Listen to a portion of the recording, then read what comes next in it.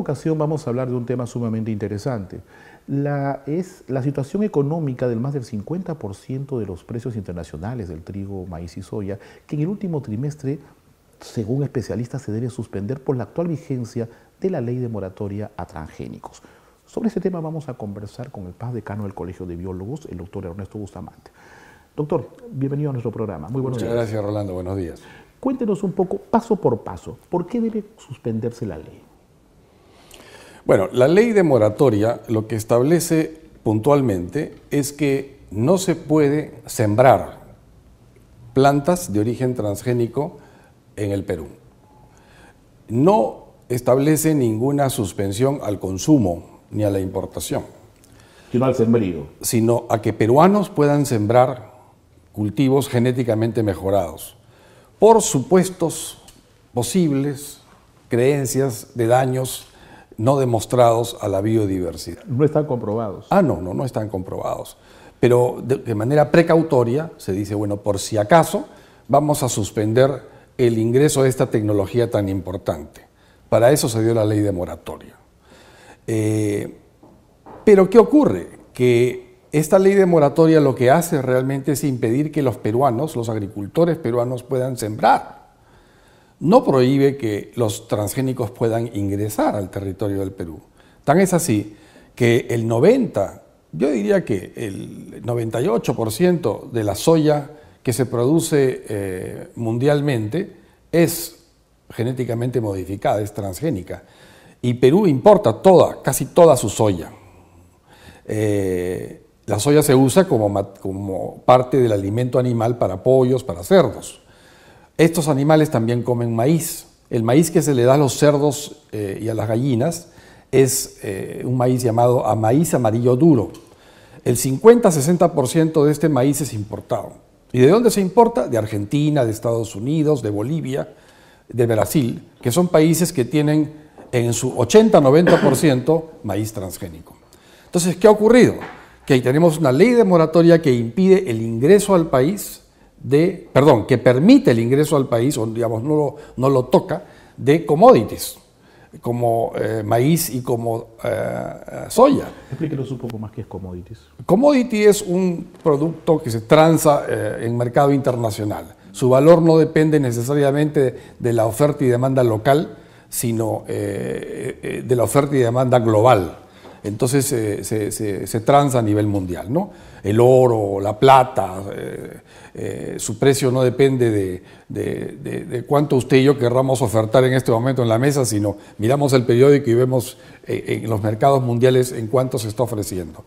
Y hay mercados de futuros, hay mercados de opciones, en fin, es un tema complicado. Volvemos a los transgénicos. Los transgénicos. Entonces, estos temas como el trigo, la soya y el maíz, en los pasados 2 o 3 meses está ocurriendo una sequía horrible en los Estados Unidos. Tantos estados, ¿verdad? Así es la sequía más fuerte desde que tiene récord.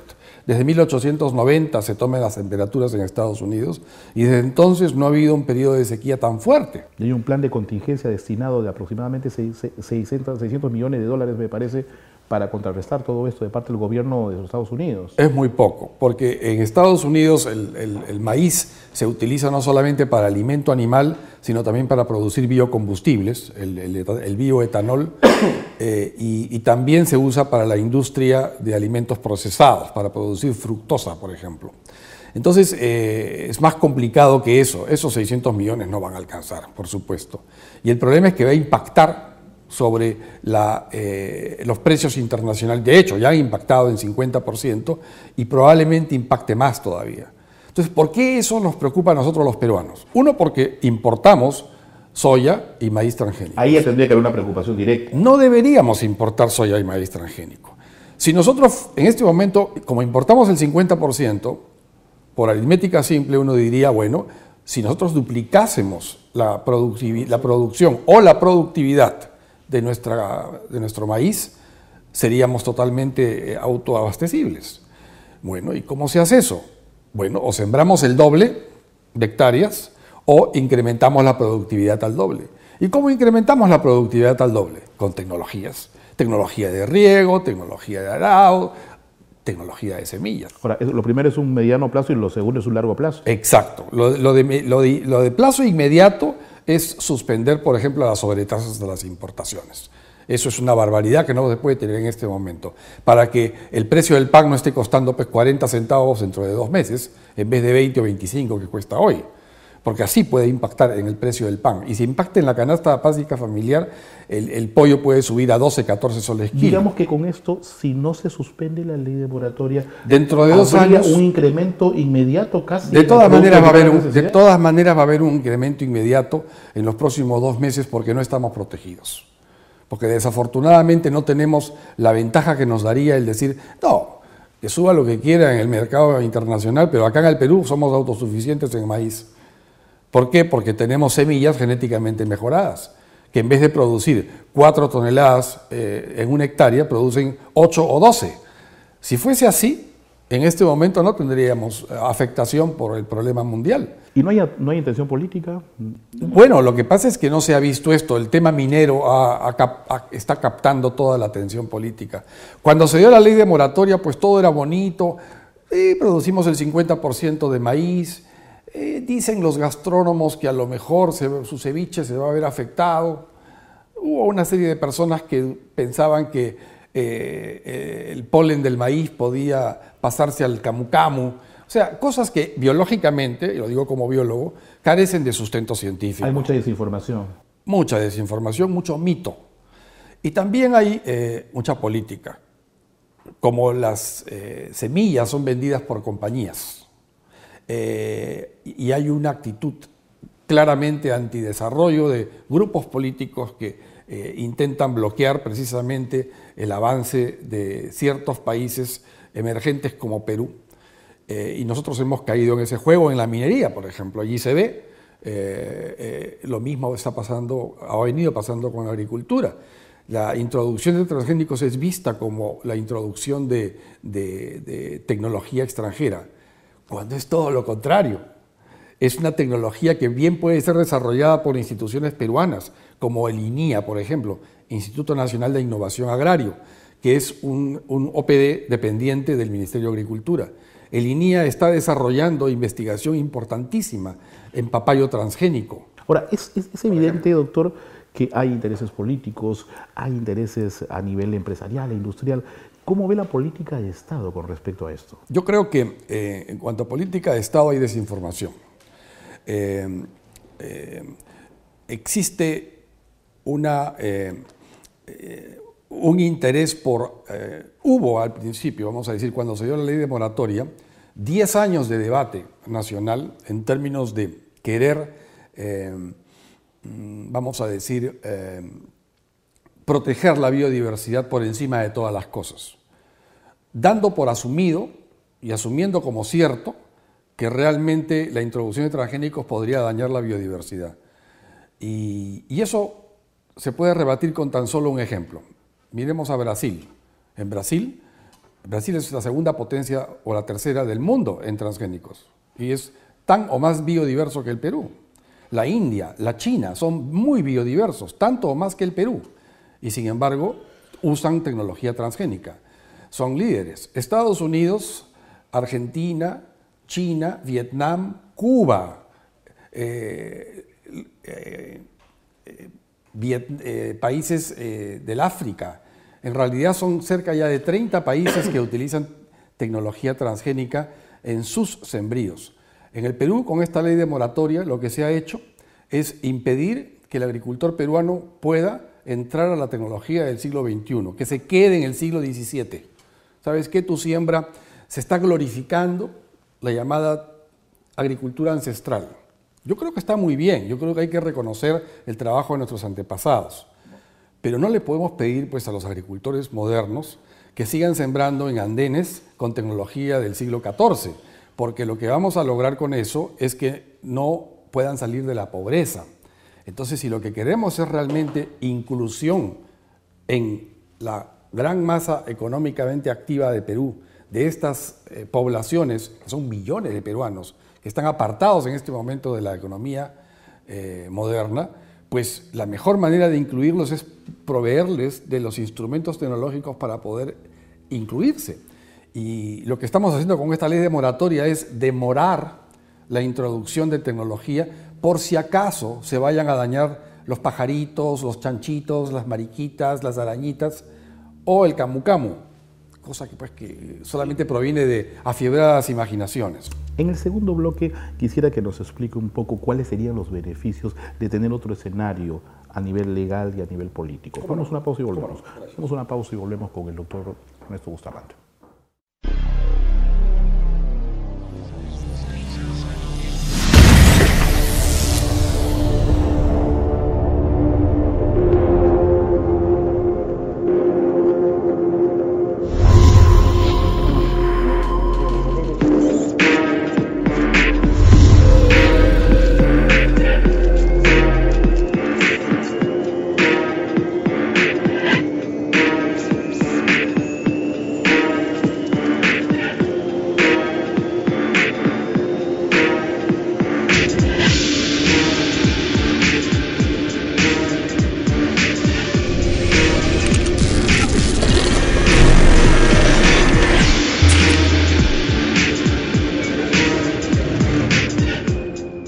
Continuamos con el doctor Ernesto Bustamante.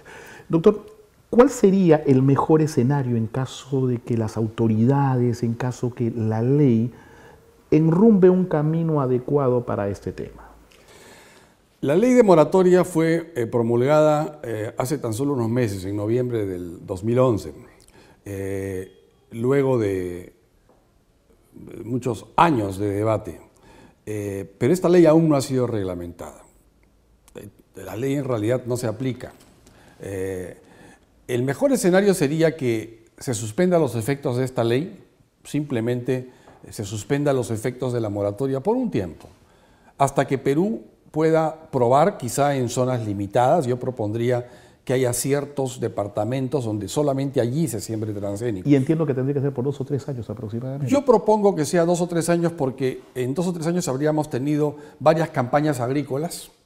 Y entonces tendríamos ya estadísticas que nos digan, mira, en el departamento, por decir, de Tacna, donde se está sembrando transgénicos, tenemos una productividad de 14 toneladas métricas por hectárea de maíz, mientras que en el departamento de Lima, en la zona de Barranca, por decir, se está sembrando con una productividad mucho menor.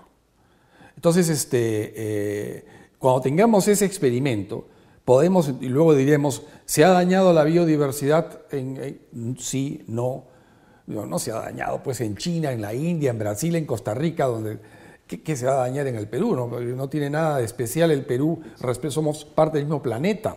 Es más, en Chile, en Arica, a metros de la frontera peruana, se siembra transgénicos. Con una geografía difícil, complicada, digo, en lo seco del terreno. Hay plantaciones de miles de hectáreas de transgénicos hechas por una compañía americana con licencia del gobierno chileno, a metros de la frontera peruana. Entonces, ¿por qué no exigimos a la Cancillería que le diga, oigan, retírense, porque esto nos hace daño? Porque no hace daño. ¿Estamos bloqueando la modernidad? Estamos bloqueando el acceso a la modernidad de nuestros agricultores. Usted y yo, que somos hombres de ciudad, tenemos la modernidad porque podemos comer pollos bien alimentados, podemos comer cerdos alimentados con tecnología moderna. El problema es que ese maíz y esa soya ha sido producida por agricultores argentinos, bolivianos, paraguayos. No es derecho, pues no hay derecho que le quitemos al peruano la capacidad de poder trabajar. Y eso es lo que se viene haciendo. Claro, la moratoria lo que hace es excluye las plantaciones, no excluye el consumo. Eso es una barbaridad. Esto es casi como lo que pasó en la época de la colonia, cuando los españoles prohibieron que en el Perú se sembrase vid, uva. ¿Por qué? Porque los peruanos estábamos haciendo nuestro pisco. Le llamábamos pisco, pero los españoles tienen una especie de aguardiente que le llaman el orujo. Entonces el español quería exportarnos el orujo embotellado y no querían que los de la colonia, nosotros los peruanos de entonces, pues produjéramos nuestro propio orujo y nos prohibieron que sembráramos uva. Entonces se sembraba clandestinamente. Es un poco eso lo que está pasando. Nos estamos disparando en los pies. Así es, nos estamos hechos. En esa época prácticamente hubo una ley de moratoria al cultivo de vid. Entonces yo creo que los intereses aquí son altos. Las empresas extranjeras ganan igual sembrando en Argentina que sembrando en el Perú.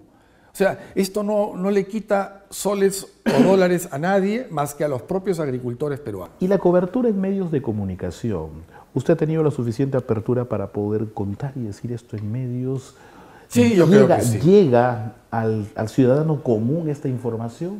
Llega, pero también llegan las voces de aquellos que, oponiéndose al desarrollo, oponiéndose a la empresa, oponiéndose a la inversión, utilizan como caballo de batalla la posible afectación de la biodiversidad o de los llamados cultivos orgánicos, que no tienen nada que ver. Y ese es su bastión, ¿no? Sí, su defensa, digamos. Eso es aquello que dicen. Entonces, claro, si yo soy ama de casa o yo soy un ciudadano que estoy ocupado pues en otras cosas y de pronto me dicen, me hablan de transgénicos, ya ahora decir transgénico es casi como decir monstruo, ¿no? O sea, suena que hemos atravesado una barrera. Y en el titular fácil, sí, estamos hablando que se afecta a la biodiversidad, ¿no? El afectar la biodiversidad y el transgénico se junta sin un conocimiento profundo verdaderamente de la situación. Y por ejemplo, hoy en día que se está celebrando la introducción del Amazonas como séptima maravilla del mundo, pues sería de locos salir públicamente a decir quiero afectar la biodiversidad del Amazonas. Yo no quiero afectar la biodiversidad, al contrario, yo quiero que haya menos gente que tale árboles para encontrar campos de cultivo nuevos donde sembrar. Para eso lo que hay que hacer es, con la tierra que ya tenemos, aumentemos la productividad. Ahora, temas como estos, temas como el de Conga, temas como lo energético, la minería, la agricultura, hacen que ante la reflexión, pues, esta falta, esta despreocupación de tantos gobiernos sobre educar al peruano, sobre educar al hombre del Ande, al hombre del agro, al hombre de la selva, le está pasando la factura al desarrollo del país hoy, ¿no? Hoy escuché al presidente Humala declarar en la sesión de Acuerdo Nacional que el Perú, el conflicto que hay actualmente en la minería, está basado en la aparente falta de agua, siendo el Perú uno de los países que más agua tiene en el planeta, en la aparente falta de agua por la percepción que existe de parte del hombre de campo. Porque el hombre de campo tiene, claro, no son esas las palabras que usó el presidente, pero las palabras que usó él fueron, en el Perú la minería usa tecnología del siglo XXI, y la agricultura tecnología del siglo XIX. Entonces es un conflicto de generaciones. Y yo creo que ahí está la clave. El agua entonces, como es lo que se usa en común por la minería y la agricultura, en unos casos es el suelo, en otro caso el subsuelo, pero lo que tienen en común es el uso del agua, y se habla del problema del agua, cuando en realidad el problema del agua es que nuestros ríos, el 99,9% del agua la tiran al mar, en vez de nosotros ser capaces con tecnología, con ingeniería, de aprovechar estas aguas y llevarlas a reservorios, a canales de riego, en fin, a usarla de manera siglo XXI. Este documental de la periodista Mávila Huertas sobre el Amazonas, lo estaba viendo el último fin de semana, donde parte el río Amazonas en Arequipa y todo ese curso que trae, que prácticamente atraviesa toda nuestra geografía, sí. El que los peruanos tengamos que quejarnos de falta de agua, creo que es una elegía a la naturaleza. No tendríamos por qué, al contrario. Al contrario, tenemos agua, somos uno de los primeros países con más agua dulce en el planeta. Y es más, esta agua además cae, hay sectores donde cae abruptamente lo que nos da el potencial de energía hidroeléctrica. O sea, el agua que tenemos nos ha bendecido, es como el agua de mar que tenemos, que nos da un mar muy rico en peces, en plancton y por tanto en peces. Somos el primer país pesquero del mundo. O sea, tanto nuestra agua de mar como nuestra agua dulce nos provee de un potencial de riqueza que estamos tapándonos los ojos y no queremos ver. Y esta reflexión nos invita a pensar que seguimos siendo el mendigo en el Banco de Oro. Yo creo que somos menos mendigos que antes, porque lo que pasa es que somos pobres. Yo diría que somos pobres sentados en un banco de oro. Lo de mendigo no me gusta mucho porque ¿no? Tiene otra connotación. Pero sí, somos pobres sentados en un banco de oro. Igual no ha cambiado. Que además oro que además podría tener un valor agregado muchísimo más alto, ¿no? Y hablando de oro, ¿no? Los transgénicos tienen aplicaciones en medicina Y en minería, en medicina, por ejemplo, el 5% de la población es diabética en el mundo, y en el Perú, por tanto, también. Y esta población diabética necesita inyecciones de insulina. ¿De dónde viene la insulina que usan los diabéticos del planeta? Toda es transgénica, toda. Y se le inyectan. O sea, ¿y quién se queja del daño posible al ser humano? No lo hay, pues. Entonces, la alternativa a fabricar transgénicamente la insulina es extraerla de cadáveres. Imagínense, eso es lo que se hacía hace 60, 70 años.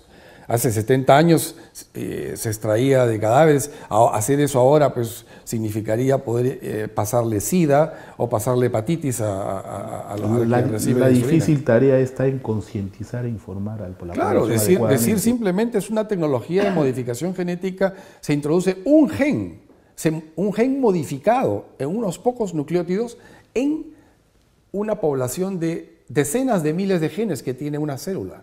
O sea, es realmente nada. Es como en este momento, además es un gen que se encuentra en bacterias, que se encuentra en la naturaleza, no ha venido de Marte. Entonces, esto es importante, ¿no? Yo quisiera mencionar el tema en el caso de minería, por ejemplo. En el sector energía y minas el tema es realmente importante porque, uno, apoyo a las poblaciones. Se necesita que las poblaciones propietarias del suelo sean compensadas adecuadamente por quienes explotan el subsuelo. Pero esa compensación se tiene que dar con apoyo tecnológico. Si hacemos moratoria a parte de la tecnología, vamos a atar de manos a los pobladores. Luego, hoy con el precio del oro ya se hace rentable el uso de biolixiviación con bacterias que hayan sido genéticamente modificadas. ¿Qué es biolixiviación? Biolixiviación es una forma de lixiviar, de terminar de extraer mineral, pero biológicamente, es decir, utilizando bacterias. Hay bacterias que, vamos a decir, extraen oro, ¿sí? El problema es que lo hacen a 20 grados centígrados, a esta temperatura, se sienten cómodas, como nosotros. Pero en nuestra sierra, claro, probablemente esta temperatura hoy a las 11 de la mañana exista en la sierra, pero a las 11 de la noche hay menos 20 grados centígrados, claro. Esas bacterias se mueren. Lo que hay que hacer es modificar genéticamente esas bacterias y hacerlas resistentes a las heladas, con genes de papa, por ejemplo. De ser así, se estaría evitando la contaminación. Claro, no, podríamos tener bacterias que extraen hasta el último conchito de oro de nuestros relaves o de nuestros minerales. ¿Supliendo la función de mercurio? No, el mercurio es una forma muy artesanal y que yo no apruebo para... No, obviamente, pero digamos supliendo la función No supliría la función. El mercurio se usa para amalgamar oro, extraerlo y luego se calienta ese mercurio para que quede solamente el oro. Pero eso se hace informal e ilegalmente ahora. Pero sería una especie de mercurio bueno, digamos, vamos a decir, ¿no? El uso de biocidas. Pero lo podrían usar poblaciones como lo podrían usar mineros pequeños. Eso es lo importante. Pero tenemos que tener el acceso a la tecnología transgénica que ahora no tenemos por la ley de moratoria. O, por ejemplo, biorremediar. En zonas altoandinas se puede tener bacterias que coman hierro o sulfuros, que son contaminantes, de manera de que quitar esos sulfuros pueda servir para remediar, para quitar pasivos ambientales en zonas contaminadas por la minería del pasado. Entonces, eso solamente se puede lograr usando tecnología. Y hoy en día la tecnología transgénica permite eso. En biocombustibles también la tecnología transgénica. Entonces, no podemos, mediante leyes basadas en mitos... Y que no solamente queda en el tema del trigo, del maíz y de la soya. Eso digamos que es una arista de todo lo que se puede conseguir. Por supuesto, por supuesto. Bien, doctor Bustamante, le agradecemos su presencia y lo comprometemos para venir muy pronto para conversar sobre estos temas que son tan Muchas gracias, Rolando, por la invitación. Muchas gracias. El doctor Ernesto Bustamante estuvo con nosotros.